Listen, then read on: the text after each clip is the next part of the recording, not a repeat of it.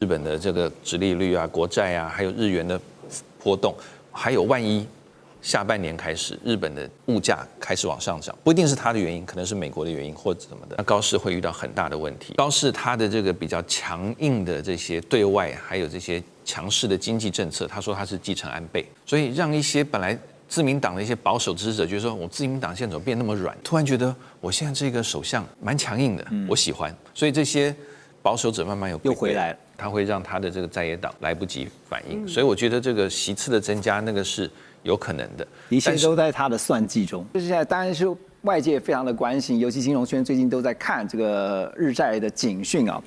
高市早苗确实是不是真的想要赌一把呢？你可以看到他最近呢，其实在政治上面，他真的是要豪赌一下啊，因为要进行一场这个豪赌的政治赌局。在23号，他宣布解散众议院，在2月8号就要投开票，这也创下了日本在战后最短16天的选战记录。但这次呢，解散众议院有几个不寻常的点，比如说呢，距离投票日只剩下16天，其实是非常短的啊，马上这个大家都要决定投给谁。就连自民党重量级的人物麻生太郎都向外界表示，他事前不知道高市要决定这么做，政策的辩论几乎也来不及展开。而且我们都知道，日本其实它的选区是比较小选区，有些不见得是高市他就能够去拉抬这些地区的议员他们的这个得票数。所以媒体也分析说，高市想要做的是把他现在个人的高支持度转化成为自民党的高选票得票数，甚至目标就是一口气要增加30席的议员席次啊。好，问题来了，洪老师，这个高市这么高的名气、民意支持度，能够转换成这个高选票吗？从过去这几个月，我们确实看到高市他的高支持度把自民党拉抬了一下，但这个拉抬它是会一个长期的动能，还是只是昙花一现？说实在，因为高市她是日本第一位女首相，其实大家也在看日本人到底能不能接受一个女生当首相，因为一开始说实在，有些心里不服的男性可能选择不讲话，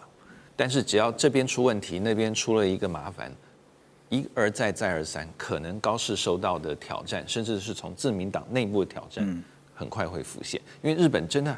多多少少，特别是在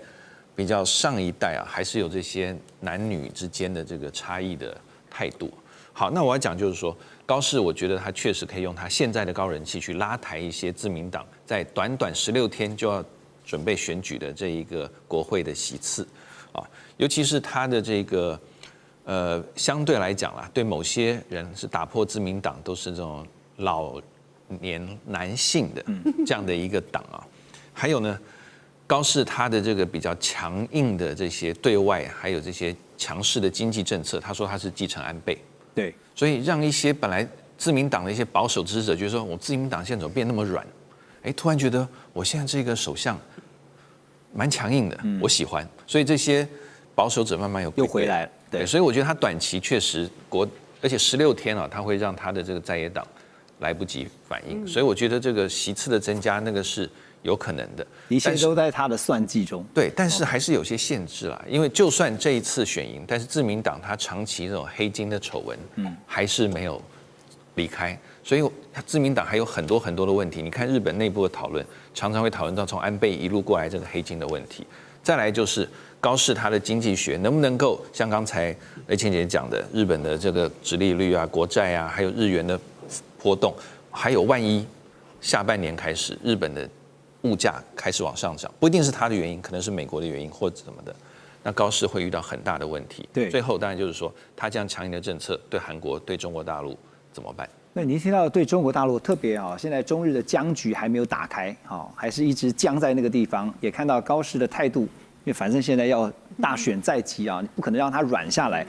所以这不只是关系到国内政治，接下来大家也在看的是，万一就是高市真的成功的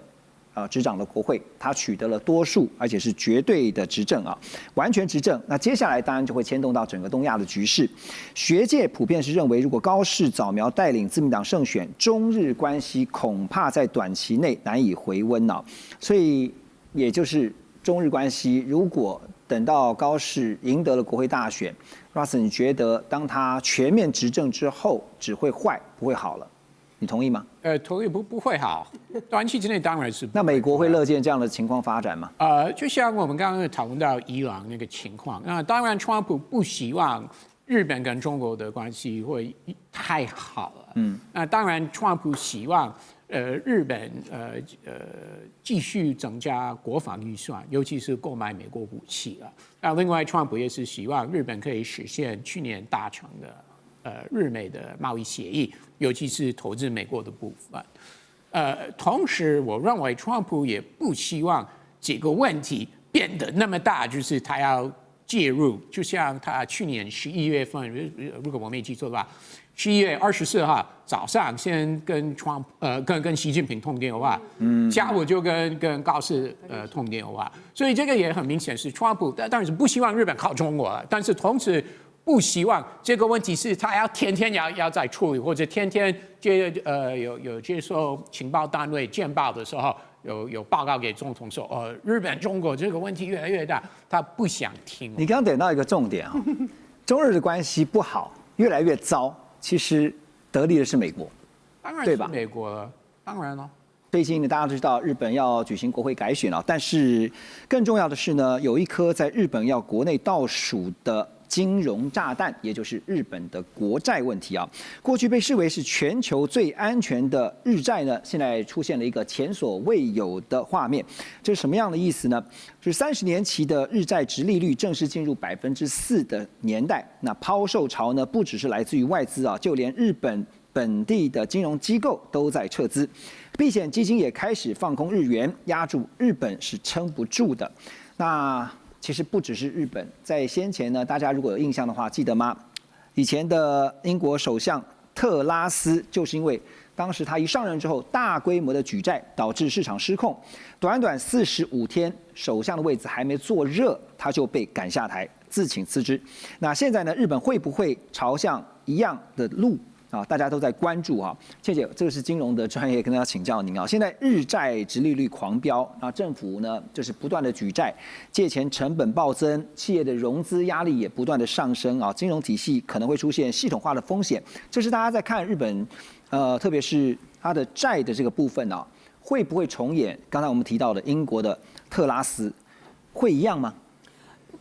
你这个对比，我觉得做得非常好，因为Takeshi他一上来，他的第一个预算也是赤字预算，要大量举债。那个时候，很多人就已经告诉他说，日本的国债呢，其实是有很大的风险，因为这么多年，大概将近30年，日本是最低廉的资金来源。大部分在金融市场操作的人就会去借便宜的日元去做其他跟美元相关的衍生性商品的操作。也就是说，在全世界美国以外的欧洲美元呢，他们称为欧洲美元，就是美国以外的美元，绝大部分的资金来源来自于便宜的日元。所以 Euro Dollar 跟日元的海外日元是联动的。那现在我们看到的，如果是这个礼拜你看市场的话，就是美债跟日元的日债呢，都发生了极端明显的联动，也就是美国的国内跟美国的国外的这些美元的环流呢，同时受到很大的打击。那么当然，对于日本来讲，它是非常严重的。日本这么多年来是靠着自己国内的人去买日本债，好，譬如说它的央行、保险公司，就是劳退的那种退休基金和很多的这些避险基金，都是国内最大多数。所以如果发生了问题，不是在国外有那么大的外溢效应，可是国内会先倒。国外的外溢效应是因为经过了借了日元去操作的金融商品，就是说欧洲美元。因此，如果我们看冰山一角的话，因为美债太大了。日本的日债可以是美元美债的冰山一角，所以我们其实看到的不只是日本会发生问题，事实上是在美元的这个大环流里面发生了问题。那我认为高市早苗他很聪明，因为他知道如果他没有很快的做一个剧烈的动作，去寻求所谓的新民意授权的话，大家就会把责任推给他一上市的这个赤字预算。就是说，都是你高市，你在这个时候你没搞清楚，可是他重新解散国会。全部重选以后呢，他会得到一个新民意的授权。那这个新民意的授权可以维系他的政治生命，但是救不了日本的经济问题。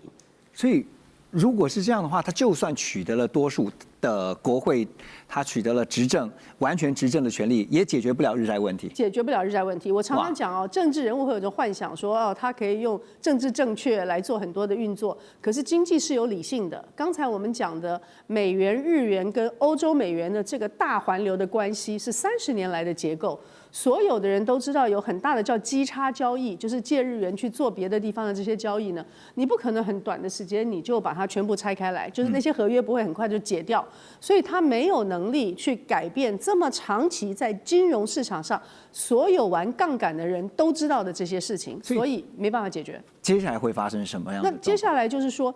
因为我觉得他是很聪明在这一点啊。就我们假设他赢了，他再多了20-30%，那么他在得到新民意的情况之下呢，可以告诉日本人说：“你相信我，我们现在在一个很困难的情形，我们大家要咬紧牙关，要庄敬自强，要处变不惊，要度过这个难关。”他可以有一种政治的说辞来维系他跟他相关政党的政治生命，但是经济弄不完。有另外一种解决的方法。怎么办？台湾那么赖政府那么爱日本啊，那如果真的要实现这个台湾有事，日本有事，那台湾政府可以提供2500亿的信贷转让给日本就好了，已经给美国，那为什么不给日这样可以解决日本呢？本的燃眉之急吗？你觉得2000万对日本算是不小了，可以。OK， 好，我们提到说日债哈，东亚这边呢，北韩在4号上午7点50分左右，从平壤的附近啊，向日本海发射了好几枚的弹道飞弹。之后，在6号这一天，中国大陆商务部正式宣布禁止包括稀土在内的所有军民两用物资物项向日本出口。然后在7号呢，商务部再宣布将对从日本进口的2氯细烷启动反倾销的调查。这个2氯细烷是什么？这个元素呢？是晶片薄膜沉积制成的核心前驱材料。那中方强调呢，会启动这次反倾销调查的焦点，就直接指向3大厂商：日本企业的信越化学、法商一空的日本子公司，还有三菱化学。好，那所以呢，对日方展开的经济报复，其实从高市早苗发表过争议性的言论之后，可以看到中国大陆的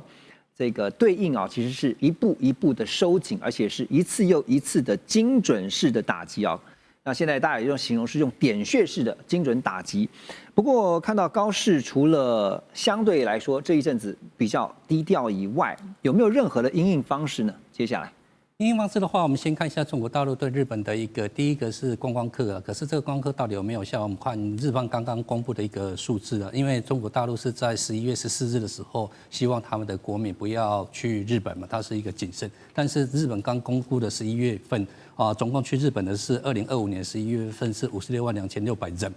比2024年11月多了。因为2024年11月是54万6333人，所以是增加了3.0%，这是增加的。那另外一个的话，应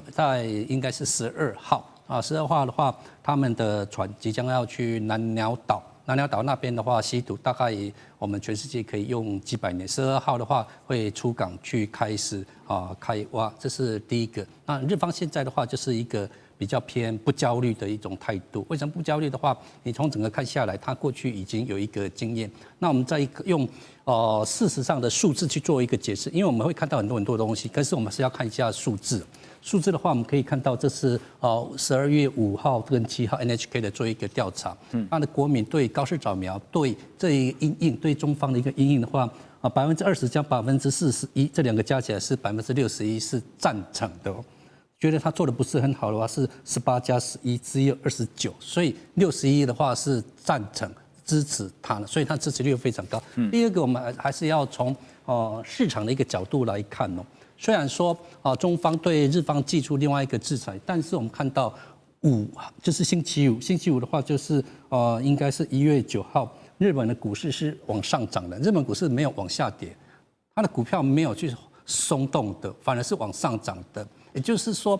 虽然中方对日方祭出这么多的一个制裁，但是在国民它的一个支持率它是很高的，而且市场的话它是没有动的，没有动的话代表的话，它那个点穴式的话，可能会对某些企业会有影响。那即使是有影响的话，对整体来而言的话，并不会有太大的一种影响。老师觉得是冲击不大。就是说观光也好，包括像现在所寄出的这个稀土材料这些相关的这些制裁，不是制裁，就是说这些管制也好，或者说反倾销调查也好，影响不大。观光来讲的话，我们刚刚所说的，去年的11月，事实上是比2024年的11月是增加3.0%，所以中方的就是，但是我们从正面的角度去看，我们从正面角度，就是中国的观光客它变得比较现代化了，就是大人吵架归大人吵架，观光归观光，我认为就不要。我要问的意思是说，中方对于日方现在的做法，还会不会更加的收紧，而且还有哪几招会出呢？现在最担心的就是稀土已经是寄出来了，但是这个稀土寄出来已经是在日方事先已经我们讲沙盘推演过，已经推演过了。因为他们从2010年的时候已经有经验，所以他们会有去做一个累计。然后这个累计就是我们讲会有一些库存。那这个库存还有一个东西就是说，稀土它上面没有名字，它只是说中国不可以直接出口到日方。并不是说日方不能够从别的地方去买，所以稀土的话，它是如果说可能1年、2年、3年一直持续下去的话，那影响会很大。那只是说，如果是大人的吵架，口头吵架，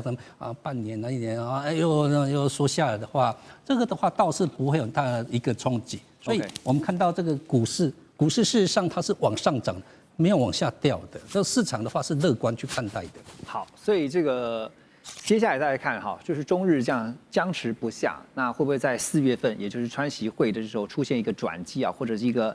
都有台阶下的可能？等一下我要特别请教一下几位老师。好，那现在看到中日关系，摆在眼前的事实是持续紧张，而且是不断的升高。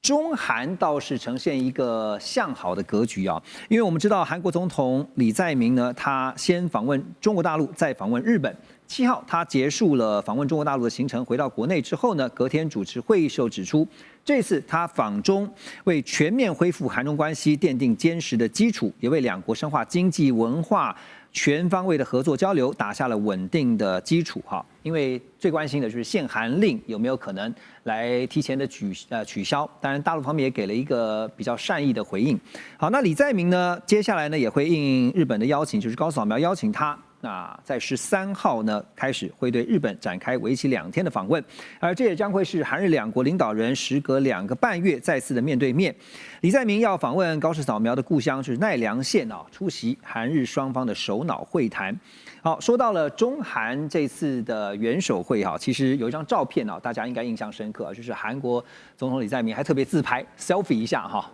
然后呢后面是习近平。中国大陆国家主席习近平跟他的夫人哈，那2对夫妻呢在一起同框的画面。好，那所以呢，现在大家也在看的，委员你怎么看？李在明把握这次中韩正在紧张的这个时机哈，他站在韩国的立场，一定是想帮韩国争取对于韩国有利的一些利益哈。那中方又透过这次的中韩元首会，又希望达到什么样的目的，或者是放出什么样的信号呢？我是觉得对中国大陆来讲，能够改善跟南韩的关系是好的，啊，尤其当他跟日本、跟美国的关系，都有一点往下走的这个趋势，而且越来越明显的时候，那因为南韩毕竟它的半导体的产业还是非常强，啊，那南韩当然也需要中国大陆，因为中国大陆真的很需要南韩的一些的半导体的产品，对，啊，然后双方又那么近，啊，所以而且对南韩来讲还有一点。跟中国大陆关系啊，某种程度不是只有为了经贸利益而已，因为它可以牵制北韩，这一点非常重要。那现在要讲的就是说，那这个南韩想不想在中日之间扮演折冲的角色啊？我认为是第一个要看中国大陆跟日本有没有意愿。那你看高市早苗到现在为止，他民意支持度从去年10月到现在都70%以上，所以自民党现在认为这是很好的。他们可能也认为说，啊，这个时候为什么要对中国大陆低头呢？我国内支持度这么高，而且现在自民党在考虑要解散国会，对，等一下我们特别要谈一下，要重新再选，对，所以这个时候日本没有低头的道理，对他来讲，那对中国大陆来讲呢？我搞了一个80周年对日抗战的胜利，这个阅兵搞得这么大，然后我现在在经贸上对日本采取了很多的这样的一个惩罚，加紧惩罚的这个措施。那你想他会去想要跟日本这个时候去低头吗？啊，不可能。要想要改善关系，我认为双方都有这个意愿。可是谁都不想提早，就是先讲出来，因为想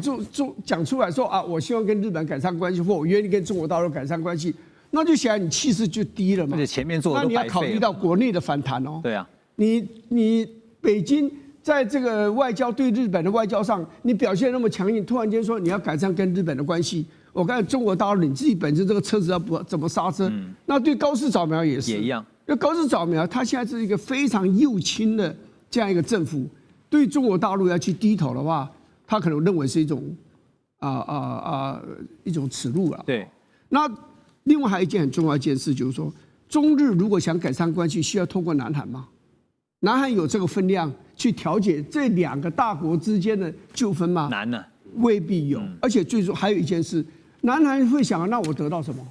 我如果得不到东西，我干嘛去帮你们去调停？你们双方之间某种程度的对立，对我南韩可能是一件好事啊。你中国大陆少买日本的货品，给我多买一点，对不对？那你日本少买中国大陆货品，给我南韩多买一点啊。你们观光客最好彼此都不要去，都来我南韩。所以地缘政治哦，有时候朋友跟敌人是很难区分在。而且委员还。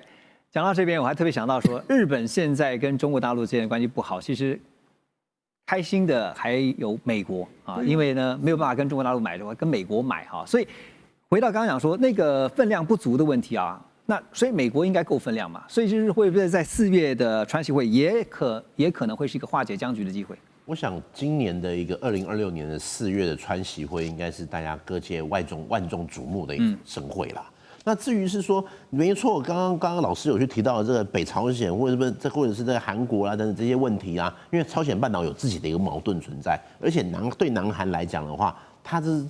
日本巴不得他们的中日关系更紧张一点，可是对美国来说就不一样，因为其实我们要看就是美日关系跟这个日韩关系是不一样的。对于日本来讲的话，日本的一些军事国防的或者是外交的政策，基本上跟美国是密切合作在一起的。所以其实今天来看的话，但是川习的见面是不是可以去让中日的关系会有一些春暖花开？我觉得还是去回归到美国本身的大战略。如果今天就川普来说，如果在去年12月发布的 NSS 这一份报告可以去代表美国的一个世界战略观的话，那我会认为中日关系即便好也不会太好，可能不会像现在一样这么样的一个剑拔弩张。但是你说要恢复到过去这么好的一个状况，我觉得是很难的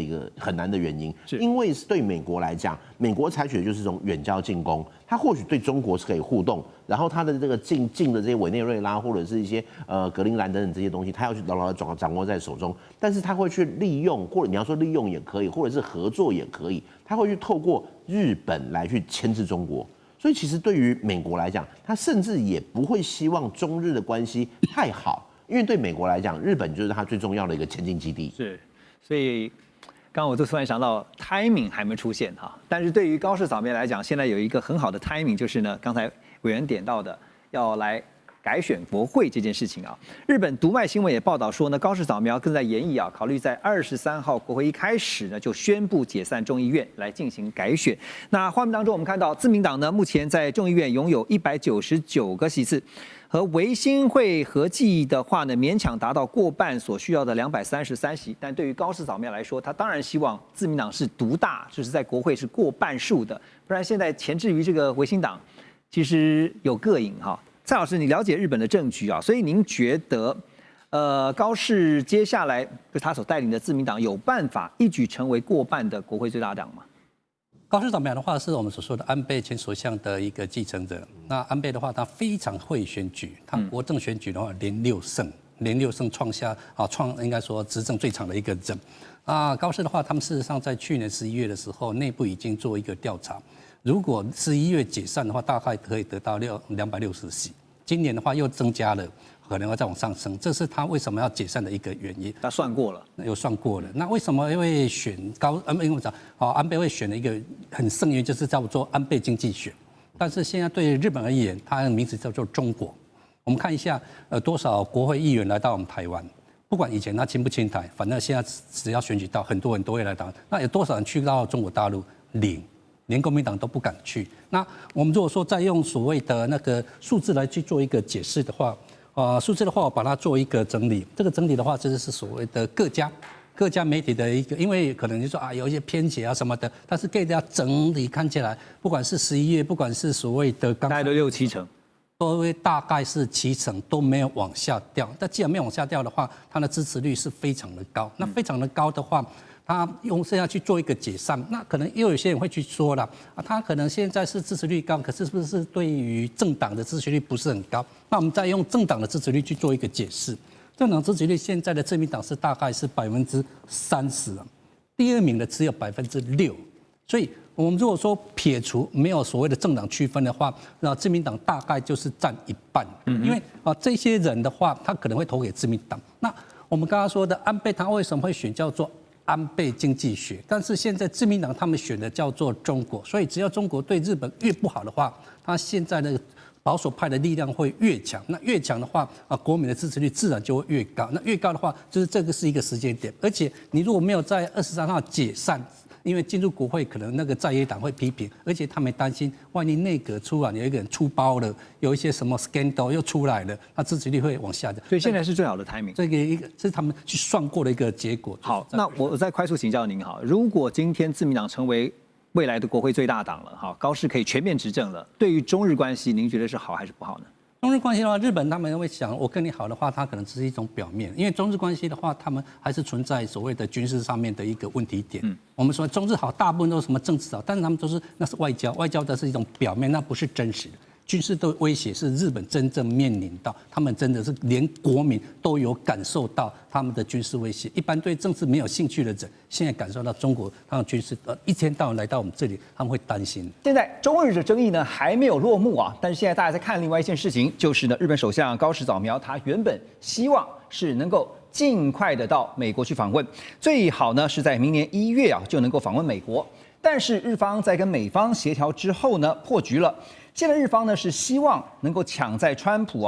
现在是说看4月访中之前在3月就能够抢先让这个高市去访问美国。当然也希望呢能够争取川普强力的支持，并且确认一件事情，就是日美同盟的团结。而会让高市这么不安的原因当然其来有自一个就是美国现在迟迟没有特别强力的表态，另外一个呢就是中日冲突更加进入到一个真金白银开始流血的经济战。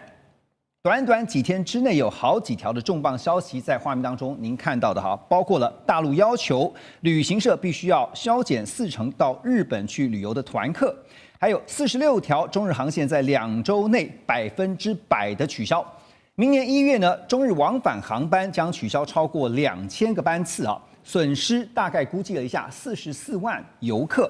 另外就是大陆的游客减少在日本的消费，让11月信用卡交易额同比减少了8%。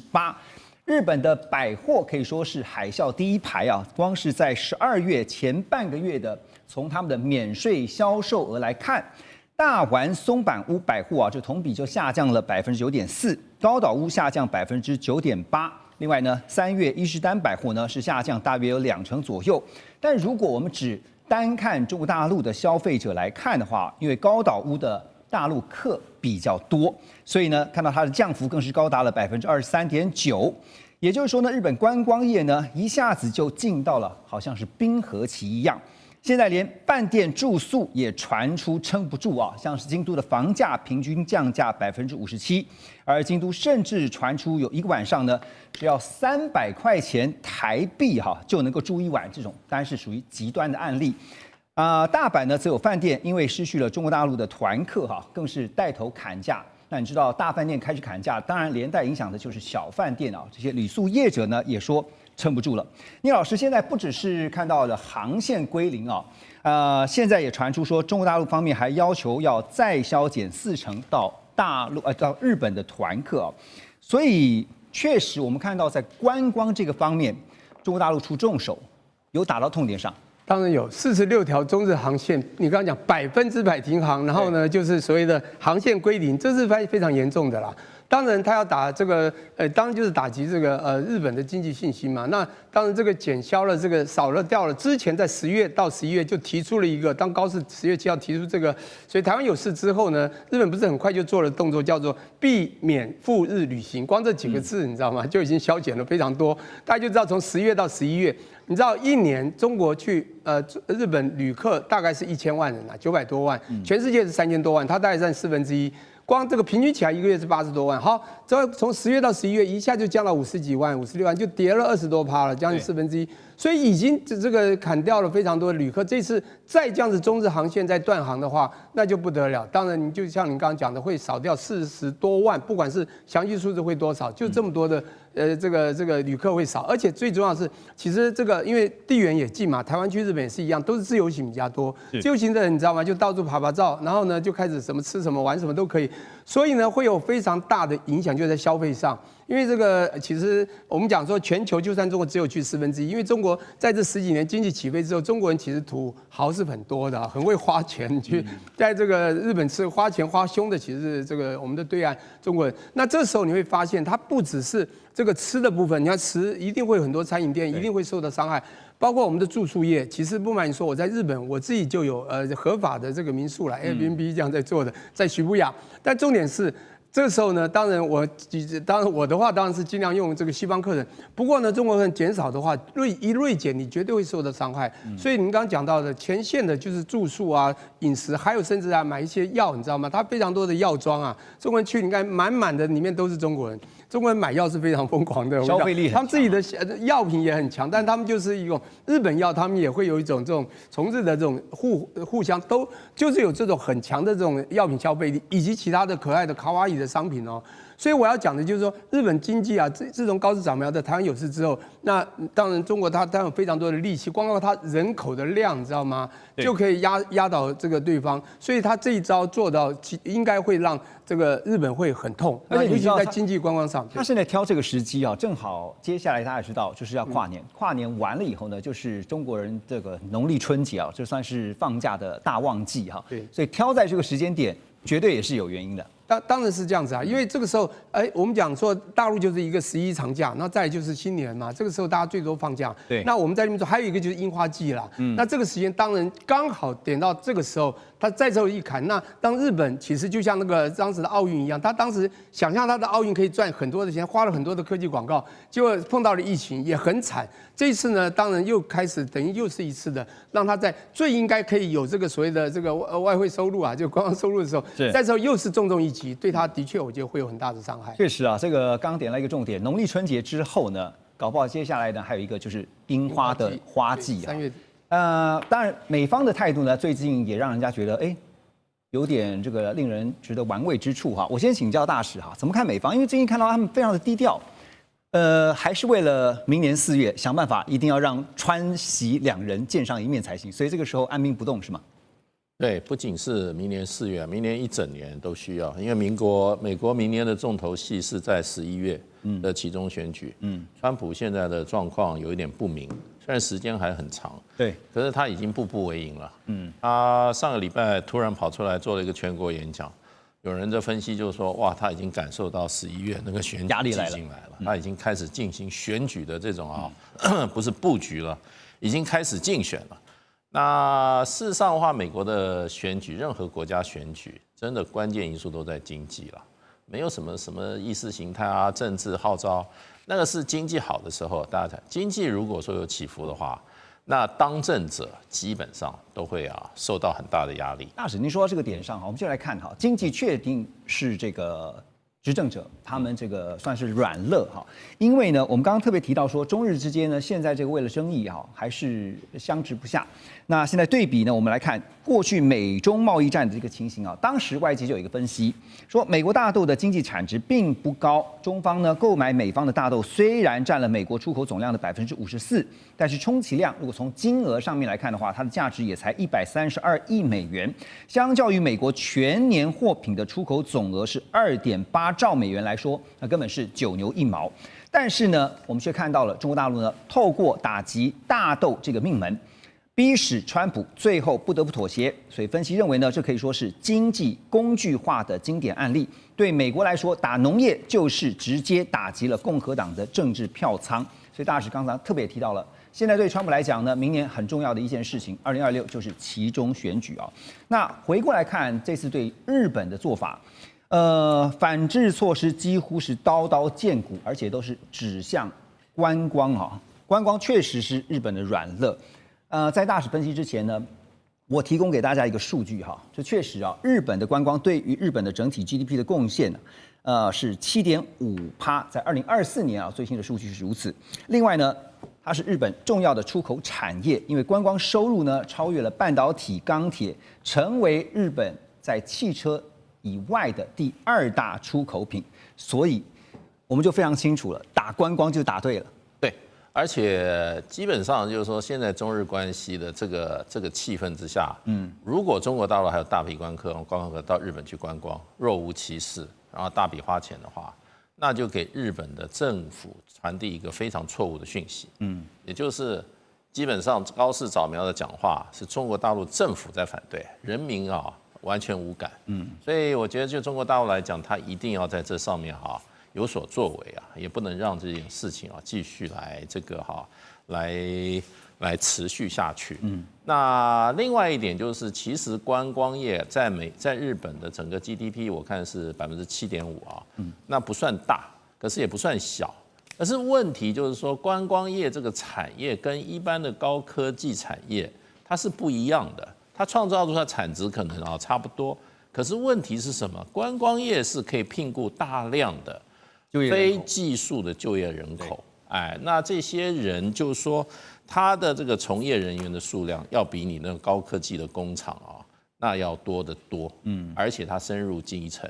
有些市井小民他可能都靠观光业为生，即使是在市场上摆个摊子或者卖一些这些欧米亚给这种小生意、中小企业，他可能他的生计是跟观光客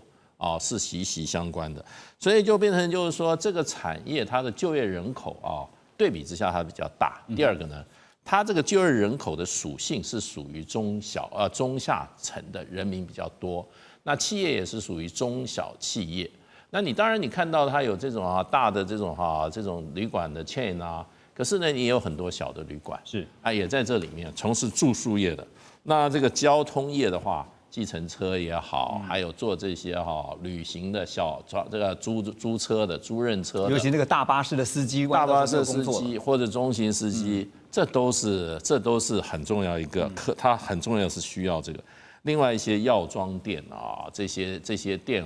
这个在日本大街小巷都有。那这些还有就是说，日本的其实为什么这些韩国、中国大陆、台湾、香港是构成日本的这个观光客的主力？我觉得最主要就是什么？对这个我们中国人来讲的话，不管两岸加上香港，就是汉字。对，你看到那个药妆的东西你不会跑错店。另外一方面还有就是说，这个饮食习惯比较接近。那个双方都是酱油 base 的。我常常讲就是说，西餐跟中餐最大的不同就是西餐以牛油做 base， 那么中餐呢，亚洲餐饮酱油以酱油做 base。对，你在日本你不会觉得那个食品跟我们差太多。对，所以就变成这些都是小商贩、小餐馆，小的旅行业者，那这个是一个很庞大的一个就业人口。是那。日本的第三季的今年2025第三季，它的整个 GDP 是负0.4%。日本现在这个各界非常的担心，因为2025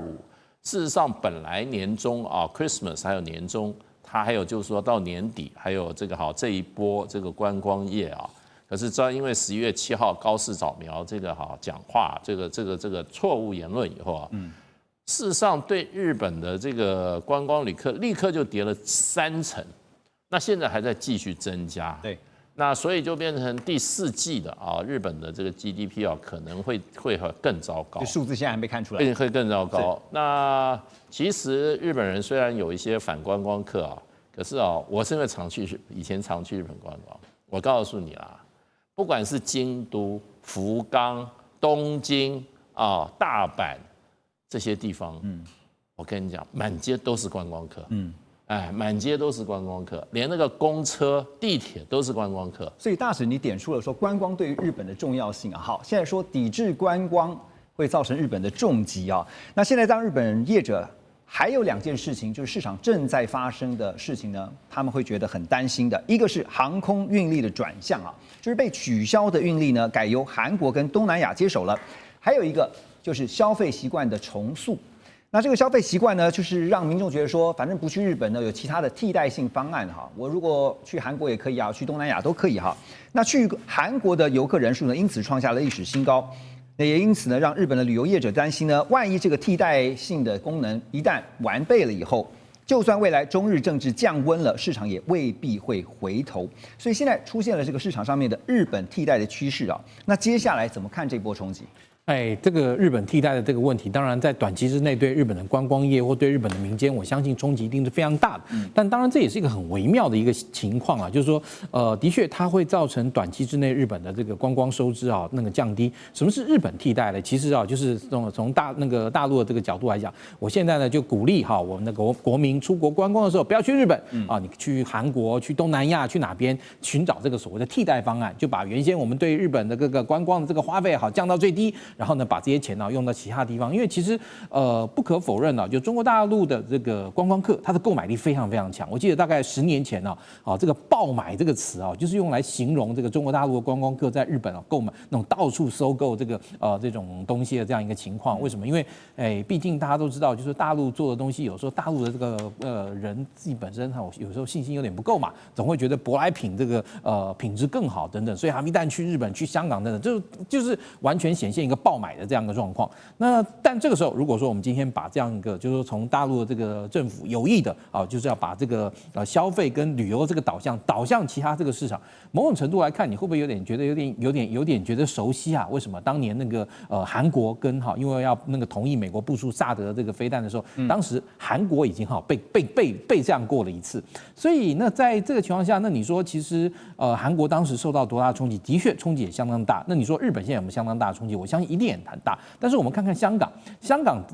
我大概刚好2个礼拜前去一趟香港，我也注意到一件事情：香港市面上大陆观光客少了非常多，反而是反过来的，都是香港人礼拜六、礼拜天跑去深圳这个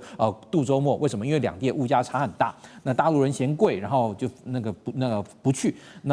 但是其实对于香港人来讲，或者说其实我觉得现在很多日本人来讲，可能通常也有大概类似的这样想法，反而觉得市面这个清净不少，然后整个环境也这个品质也提升不少。所以你说这个后面这个中国大陆它这个趋势会不会变成一个经济包围政治？那我相信中国大陆它是希望透过这样的方式来达成对高市的这个政权的这样一个压力。但是从我觉得从一般民间对高市在这个事情上的反应来说，高市反而变得相对来讲它不会那么担忧。但是当然对经济或者说财政的冲击，这个部分是一定有的。所以你说短期高市是不会软下来的？对，它不会，我觉得不会。而且其实对于一个政府部门来说，我今天已经在这个我觉得他会日后用各种的方式来去弥补这样一个说法，但是他绝对不会说我这个说错了，我这个话要收回，这个不行，因为这个其实对于高市的威望来讲，如果他一旦做这件事情，他首相都不用做了。这个我觉得这个北京方面给那个高市方面，我觉得那时间的推演下去，双方最后会磨合出一条新的方式，就像当初中国大陆对韩国那样，就是高市自己要面对自己内部的政治压力可是除了政治以外的话，民众给他的经济压力看他能够撑多久。在日本这边共同社最近报道说，日本防卫省冲绳防卫局还有冲绳县北大东村，他们最近呢针对村有地签订了一份租赁合约，要部署日本航空自卫队的移动式警戒管制雷达部队，大概有30人左右。北大东岛呢是位在冲绳本岛以东大约310公里处。那么主要的目的呢，是要对经过冲绳本岛还有宫古岛之间进入太平洋的中方航舰以及军机来进行监管就是监视的这个能力那这个军文网站叫做 Army Recognition， 那他们就报道说呢，日本在试验舰就是飞鸟号上面呢安装了100千瓦级的雷射武器系统。这一套由日本防卫装备厅所研发的雷射系统呢，已经完成了地面测试，并且进入了最终整合，预计在2026明年就要展开海试。那未来呢，可以用来拦截无人机、巡弋飞弹这些新型的空中威胁。显示日本正在加速打造一个低成本、高反应速度的舰载防空新战力，跟美英这些盟国武器啊，像雷射武器能够来布局接轨。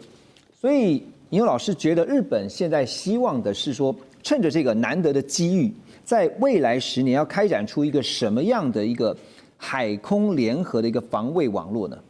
其实我们可以去看到，日本一直以来它的海军相对来说，海上自卫队其实都有一些历史传统，所以它的一个战力是蛮非常的一个强盛的。可是其实随着现在的威胁有一些变化了，说实在，现在的海上有可能直接发生这种直接的炮战、飞弹攻击吗？或许几率不大。可是一种灰区的作战、灰色地带的作战、船舰的逼近以及无人机、无人载具的这一种攻击，对，绝对是非常有可能会出现的。所以其实对日本来讲的话，它在这一次去提升它的一个防卫的能量，那在提升的过程，除了是跟美国、跟这个可能跟韩国、跟其他国家有进行数据链的沟通之外，另外一点，今天的日本他会希望达到的就是我们这里讲的能量武器。为什么雷射武器跟能量武器现在的一个重要性越来越高？因为我们讲在反制无人机好了，我们过去分为硬杀跟软杀。硬杀就是我发射飞弹会用火炮把它打下来，可是一架无人机成本很低啊，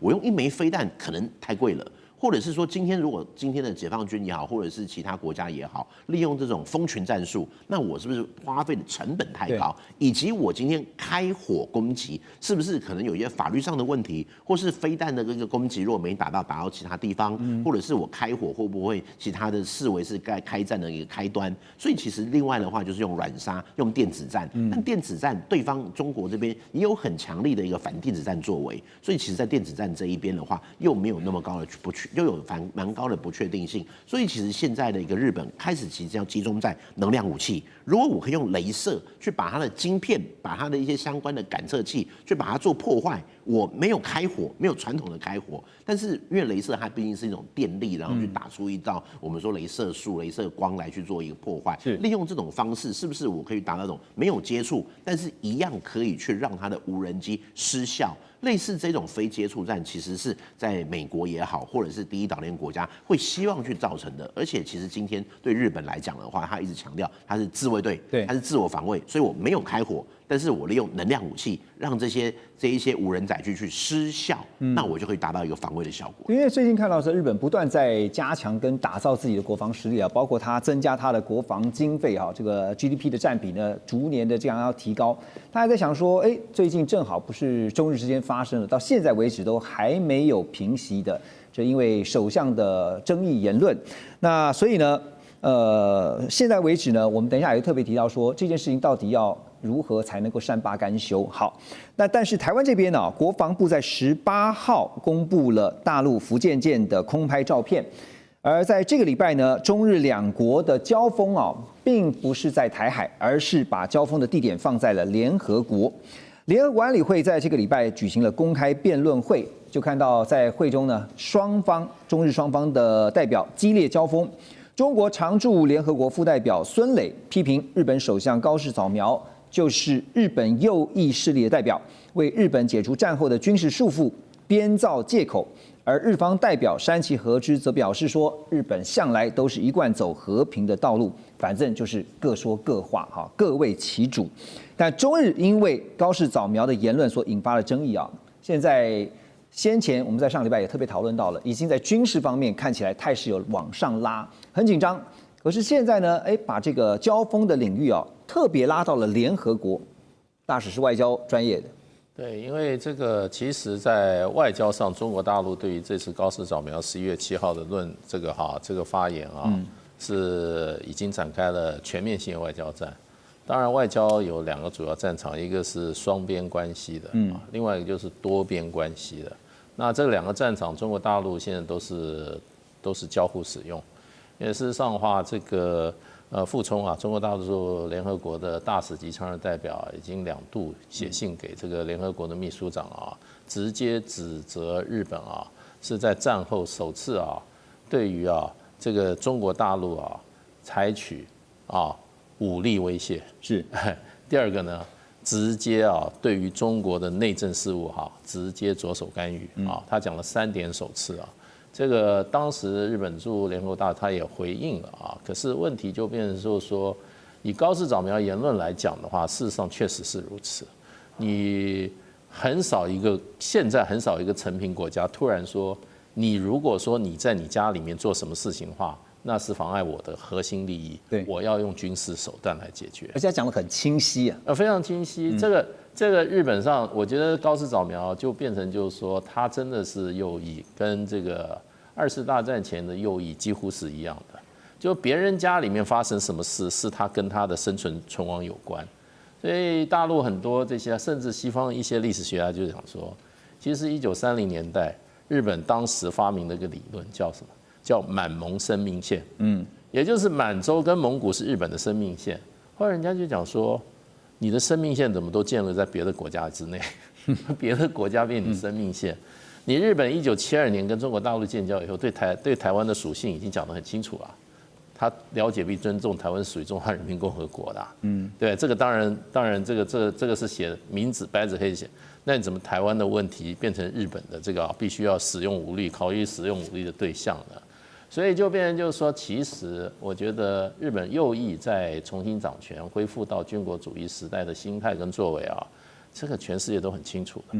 那问题就是说，它造成的威胁，第一个感受威胁当然是中国大陆了，俄罗斯也感受到威胁啊，所以才会有双方联合的这个战斗，这个轰炸机直接飞到日本的近海嘛。所以呢，我觉得就是说，在这一场这个外交里面，日本如果说他还要一直想他走和平道路的话，这个他需要更大的说服力，因为他的首相已经让人家感觉他不是在走和平路线了。而且日本现在这2年，事实上的话，军费增加了2%，那高市早苗已经在谈3.5%了 ，GDP 3.5%。然后最近他们要推的非核3原则，非核3原则就是不拥有、不制造啊、不引进，现在摆明要引进嘛。对。所以再加上就变成就是说，事实上日本有很多军事措施都跟过去不一样。最近他们也要解除所谓非防卫性攻击性武器不得外销的这个自我内部的约束。对，他要攻击性武器也可以做外销。另外日本这几年一直跟很多这些邻近的国家签这个所谓的这个就军队可以到对方的领土上去的那也就是说这些都已经跟日本所谓的和平宪法日本的武力是属于自卫队专务防守这个4个字已经根本不晓得丢到哪里去了。所以我觉得就是说，现在中国大陆是在联合国场域也不断的呼吁。那我觉得各国应该心里只有一把尺，可是对中国大陆来讲的话，事实上的话，这是一个非常大严重的威胁。对，所以现在听得出来是中方态度很明显就是还是很清楚，就是你不能够随便的，就是模糊带过就行了因为你冒犯很清晰，但是呢道歉很模糊所以呢，不能够敷衍了事那当然，这个日本的每日新闻独家报道，因为我们现在聊的就是美方的态度，现在大家也非常的关注因为每日新闻就说呢，多位日本政府相关人士也透露那接下来总要想办法解决高市早苗呢要访问美国，会不会是其中一个解方呢？关于日前这个中国大陆军机对日本自卫队战机的射控雷达这个争议那么美国的战争部长赫格塞斯他也表达了严重的关切，但是川普本人到目前为止还没有一个明确的表态，所以外界也认为，因为川普对北京方面是有所顾忌的，所以呢，日本政府有人就在内部也主张说呢，为了再次确认稳定的日美关系，高市应该在川普访问中国大陆之前先到美国去访问川普。那这个日本国会呢，临时国会在17号闭幕。对于日中关系现在逐渐的恶化，高市早苗又说话了。不过呢，他没有道歉。他说呢，中国大陆是重要的邻国，有必要建立具建设性且稳定的关系。但日中之间也存在包括经济安全在内等安全保障层面的疑虑事项。看得出来，好像是一步一步的在想缓和，一步一步的想要找台阶下，可是现在似乎还找不到。所以回到说川普跟高市早苗要见面这个问题Russ 你觉得，因为川普现在一方面需要日本帮助他稳住在东亚这边，特别是亚洲这边增加安保的角色，但是也必须要考量到明年，因为现在光是说明年的美中元首4次就是见面就至少有4次了。所以呢很担心增加变数，怎么看呢？首先，我认为其实目前中日关系很好，没有来自北韩的危险，没有来自俄罗斯的危险。美国政府不管是拜登或川普，还是会希望日本增加国防预算，自己要做准备，不是要100%依赖美国。虽然有条约了，但是美国一直来，不管是在欧洲或南韩、日本，美国真的是认为这些国家是太依赖美国的国防投资了。这些国家自己要负担的是更多了，因为美国觉得花太多钱了。当然，我们美国人觉得我们花太多钱了，所以美国会对日本有这个要求，就是在你自我防卫要提升投资了，这个完全是不意外。那其实目前我们都知道中日关系有恶化了，但是在这个情况之下。川普继续希望日本提升国防预算了，但是这个跟川普跟习近平达成贸易协定也不是没有什么矛盾。你认为没有关系？我直接这样问你哈，高市早苗如果明年抢先一步在川普访中之前，他先到美国去访问川普，你觉得就能够因此确认稳定美日关系，然后呢解决中日之间的争议吗？不会解决，但是我不得不说，我真的觉得高市早苗还有他的幕僚团队，他们这么早，公开说我们想去美国，我觉得这种方式真的是错误的。你要去美国的话呢，你最好再跟美国协调，不用这么早。按照他们的说法是解决通过2026年日本中央政府预算之后再去美国，那大概是3月份了。那你离3月份，今天离3月还3-4个月，你这样公开说你让我来拜访，那美国今天会答应吗？那当然中间不知道会发生什么样的变数了。所以我真的觉得这种方式是没有日方没有想好。你这么早公开说你让我来，尤其是因为你要去中国了，这个川普不会很高兴。而且就算去了城，到了美国之后，难保不会在川普的面前吃到一个软钉子，就是告诉你也许暗示就是自己捅的篓子，自己想办法补。日本首相高市早苗现在恐怕还要面对的更大的问题是内部的债务问题。日本经济真的要崩盘了吗？最近有这样的说法哈，因为华府智库传统基金会一位经济学者叫史东格，他就直接挑明的说，他说日本已经走到了债务终局。话说的这么大胆，不是没有原因的，因为你摊开数字来看，真的很惊人。日本政府总债务已经冲破了 GDP 的263%，超过美国，成为了全球第一的。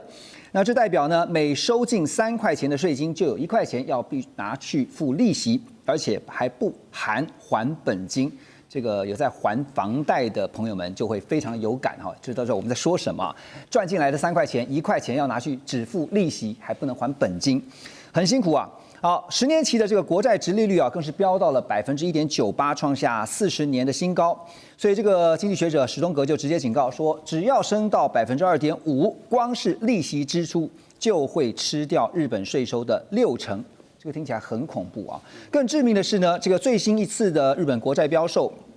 非常惨，创下1987年以来的最糟纪录哈。在这个时候呢，高市则是决定他还要继续的借贷，要再借18.3兆日元。哇，这个已经债台高筑了，还要再举债啊，这会不会压力大到破表啊？好，就是其实过去我看了一本书，叫做《现代货币理论》这个理论讲得很邪门，但是好像有点道理。就是说，为什么世界各国的政府会倾向用发债的方式来刺激经济？其实很重要的原因是，政府要还的钱跟你还房贷的概念是不一样的。基本上，它只需要发债还利息。那这些本金它会怎么样被摊还？随着时间的变化，这个会有通膨，通膨就会打消掉它本金这个部分的价值。所以长期来讲，政府再举债基本上要垮的可能性不太高了。但是我觉得这个日本的这个数值还是非常惊人。我253是怎么样一个概念 ？GDP， 美国的国债大概占 GDP 大概120%到142之间哦，那台湾只有占26%啊，就是你相比之下，这个日本举债的数值就过分的高，这是的确。那我必须说，这个举债过高可能会造成它的财政不健全，但是中举来讲，我觉得它不太会倒的原因，是因为日本仍然是现在全世界外汇存底第2高的国家，有1.36兆，这个排名世界第一是中国，那台湾排到第5，是大概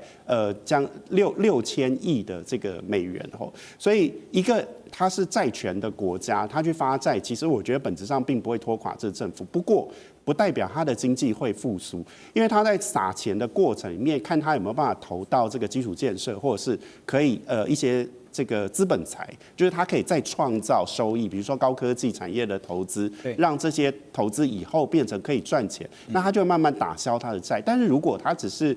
就是透过政府撒钱的方式去刺激消费这个层面的话，我觉得长期来讲，这个债会变成债留子孙。那马老师，这个因为我们常听到就是高市早苗，其实他是安倍晋三的算是弟子了哈。是。这个我们都知道安倍有3支箭嘛，这3支箭呢包括了积极的金融政策，也就是现在我们所提到的大量的宽松货币政策啊，就是 QE。其实这个跟美国之前很像啊，不过美国的 QE 确实也最后造成了一些灾难哈。那第2支箭就是灵活的财政政策，第3支就是呢构造改革的经济政策。所以现在从高市的铺排来看的话，他是不是已经在开始也是参考安倍他师父的路呢？我想这个日本的经济发展它会出现的问题，其实在过去的20年里面没有结构性的改变。比如说他们过去对于这个邮政的改革啊，它就受到很大保守势力的阻碍。所以我觉得从安倍到现在，整个日本的这个产经环境应该没有太大的转变，这是为什么他要继续做的原因。但是问题是以 QE 来讲，它必须要这个货币本身它还有一些价值，比如说它的利率是比较高一点，它才当它往下调的时候，它才会有挹注的效果。可是现在日本就零利率的状态，前几年还是负利率，对，所以其实 QE 在日本来讲，我觉得它能够收到的效果非常有限，因为它货币的价值并没有像其他国家，它还存在着某一种程度的利息的概念。那所以它这样子去下调的时候，它没有办法让银行的资金更多的挹注到市场上，导致它的这个 QE 的效果应该没有办法像其他国家来的这么好。所以我觉得它虽然是信奉这个安倍的经济学，可能更往自由化路线走，可是第一个内部的阻碍没有改变结构，那第2个，它以 QE 的这个货币效果来看的话，我觉得应该也非常的有限。对，而且现在当然这个对内来说呢，其实高市要处理的就是日本国内的经济问题啊，因为最终日本的民调还是要看这个经济做得好不好。好，但是孝瑋兄又怎么看？因为现在更惊人的一个数字哈，就除了债务问题啊，还有就是我们知道长期以来，日本是面临到人口持续的萎缩，劳动力不足，然后呢物价又上涨，使得民众呢倍感压力。这个最新的核心 CPI 已经连续50个月呈现负增长，那么实质薪资啊连续10个月负成长，日元对美元大幅跳水到157的低点哈。但在这个时候呢，你说雪上加霜，因为呢跟中国大陆的关系最近又因为高市早苗的这个话这番言论呢，现在还没解决啊，所以有几个数据，包括中国大陆的旅客订房量暴跌57%。那如果这个观光抵制的措施继续延长呢，一般现在预料损失恐怕会达到1.2兆日元。现在中国大陆是日本第2大的出口市场，也贡献了日本 GDP 至少5%。所以如果这场持久战继续打下去的话，对日本是有利还是很不利呢？还有市场现在更预期的是，中国大陆可能会做空日元。哇，你光听这几点就知道日本现在面临非常大的压力。但我要问孝瑋兄，您怎么看？因为现在大家都在讨论一件事情，高市早苗到底会不会软下来？看得出来他现在有在缓和了。可是最近我也跟一些朋友聊天啊，他说不行，这个千万不能软哈，一再软的话，高市恐怕就得提早下台都有可能。怎么看？的确啊，就是说，因为其实说起来很微妙，就是中国大陆的这些观光客以及他们那些观光收入，的确对日本的市场帮助很大。但是其实大陆的观光客，大家也知道，在世界各地并不是全然都很受到欢迎的。也就是说，他们虽然有钱，然后他们也很有购买力，但是因为他们本身出来的这个人口的这个，就是他们的人的这个素质会让被观光的地方，其实对他们不见得就是说真的很喜欢，让他们觉得说让大陆的观光客来觉得是件好事。也就是说，如果说今天因为这个没钱跟穷，以及给我一个干净清净的生活，其实可能很多被观光的地方反而是选择后者，这也是一个很现实的问题。不过你可以看到其他几项对于日本方面的确是非常的这个可以算是这个打在七寸上。那特别是包含如果说今天美国那个北京决定要做空日元的话，那对于日元来说进一步这个大幅贬值是指日可待。虽然说对其他人来说可能会觉得很开心，毕竟你到日本的这个购买力要更强，但日本本地的人铁定会受不了。但是你看高市早苗就是因为他这一番对北京的这样一个强硬的这样一个表态，让他在民调冲到非常的高，这也是事实。就是说今天其实也就是高市这么做，日本人大家愿意挺那个勒着裤带，然后这个过比较苦的生活，然后来挺你。这个时候如果说今天你高市就因此然后说对那个北京方面，然后开始用这个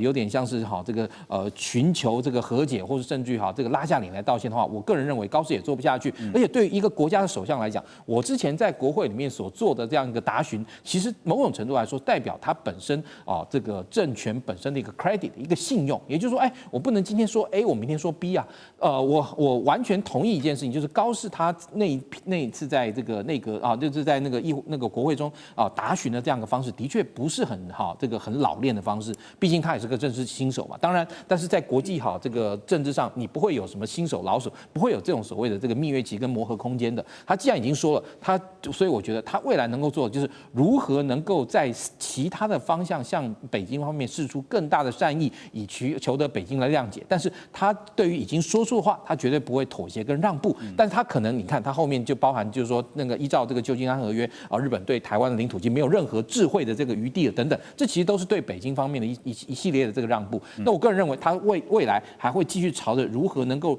找出跟让北京方面接受的方式，继续能够和缓北京方面情绪，但是他绝对不会说出他已经说出的话。对，高市本人你可以看到他最近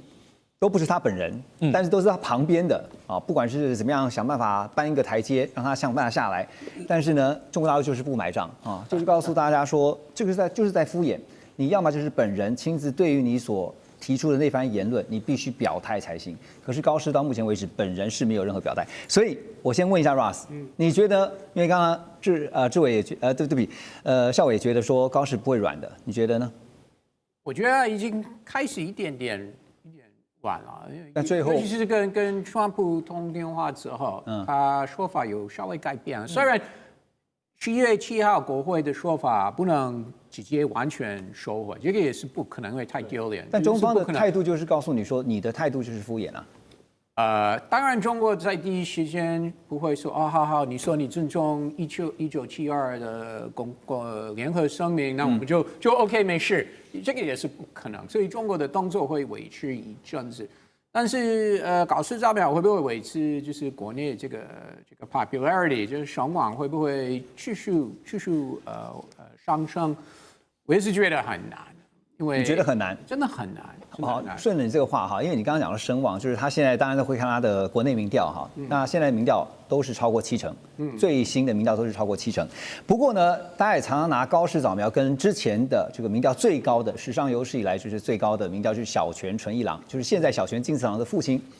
小泉纯一郎是比高市还要高之前是80几%最高到87%，但是他的支持率不到1年就从87.1%掉到了4%，就是49%。好，那现在川普呢？当然，我最近看的民调是大概40%左右大概在上下。自己川普也是为了这个物价啦、关税这个支持度一直狂掉美国的经济一旦出事的话，当然就直接反映在选民的支持度上。所以我要问的是，现在看高市，当然超过70%的民调，可是民意如流水，它是随时会变的。你觉得那个关键，他要怎么样 hold 住这样的一个高民调？当然最关键是国内经济，是经济，对，这是最大的考量，而且要面对的问题不是国家安全，其实首先要面对经济方面的问题。但是另外也要看中国的做法。我刚刚说中国一些动作，不管是附近的军事演习，或者抵制中国日本的货品，或鼓励中国人不要赴日本玩旅游等等，这个都会继续做一阵子。但是中国会不会，比如说发言人或在网络官方会不会一直用这个 personal 的是针对个人的批评？如果继续有的话，这个会对高市早苗的声望会有帮助了。但是如果中国的做法是好，我们继续抵制日本产品，呼吁大家不要去日本玩，但是没有包含直接弄那种很直接的方式来批评高市早苗，那很有可能高市早苗这个声望会开始下滑了，因为经济真的是会出现。而且国内经济其实它联动的是跟海外的，它是。但是我的意思是说，只要中国是特别针对个人做这个批评，那日本人这是可以理解，他们会团结。都会支持他们的，会团结，但是你刚才提到了嘛，会一阵子嘛，所以我觉得关键点会不会是在那个时间，到底能够撑多久它的蜜月期？所以我说这个要看中国的做法。如果中国继续针对个人批评，那还是会对不管经济怎么样，还是对高市早苗会有帮助了。但是如果中国没有继续用这种 personal 针对个人的方式来批评他，但是经济问题还存在，那他的声望会开始下滑了。对，所以现在关键点就在于说，因为刚才孝瑋特别提到说，这个观光，我在想的就是观光，对中国大陆的民众不去日本了，那这个观光的缺口谁来补？如果没人补，没有国家的观光客能够来补，就算有台湾政治人物不是会说台湾人都会帮忙吗？那是笑话了哈。是笑话。我误会了。这个是一大批台湾人都会去那边玩。这个是量补不了量的问题，那是量的问题。补不上。你要有诚意，但是你也要量才行哈。所以我最后想问的说，那你觉得这件事情要怎么收尾？最后，应该是没有一个方法，我们可以说只要你做这个，只要你说那个，就会收尾，这是不可能。这个是一个 time 时间的问题，可能会慢慢缓和了，但是会持续一阵，的确会持续一阵子。